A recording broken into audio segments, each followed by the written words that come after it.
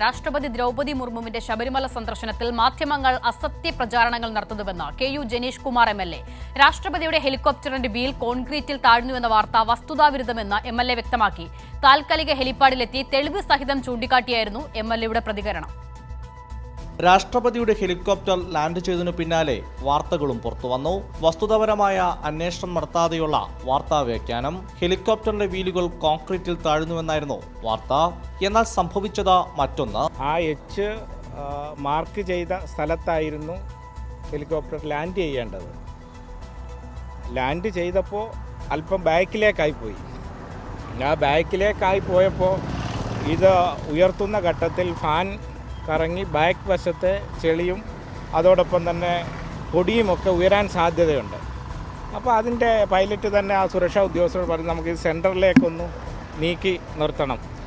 അതാണ് അവിടെ ഉണ്ടായത്. അവിടെ ഹെലിപ്പാഡിൽ ഒരു കേടുപാടും ഉണ്ടായിട്ടില്ല. പത്തനംതിട്ട ജില്ലാ കളക്ടർ എസ് പ്രേംകൃഷ്ണയും സുരക്ഷാ വീഴ്ച ഉണ്ടായിട്ടില്ലെന്ന് പറയുന്നു.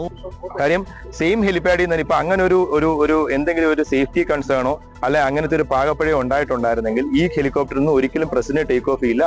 അവർ കാർക്കേഡ് മൂവ് ചെയ്ത് റോഡ് മാർഗം പോകത്തേ ഉണ്ടായിരുന്നു. അതേസമയം സുരക്ഷാ വീഴ്ചയെന്ന വരുത്തി തീർക്കാനായിരുന്നു സ്ഥലം എം പി ആന്റോ ആന്റണിയുടെ ശ്രമം. അല്ല, താന്നെന്നുള്ള കണ്ടല്ലോ, വിഷ്വൽ മീഡിയയിൽ അത് താന്നിരിക്കുന്നതും അത് ഉയർത്താൻ ശ്രമിക്കുന്നതും. ആന്റോ ആന്റണി മാധ്യമങ്ങൾക്ക് പ്രതികരണം നൽകി മടങ്ങിയെങ്കിൽ കെ.യു. ജനീഷ് കുമാർ താൽക്കാലിക ഹെലിപ്പാഡിലെത്തി തെളിവുകൾ ചൂണ്ടിക്കാട്ടിയായിരുന്നു പ്രതികരണം നടത്തിയത്.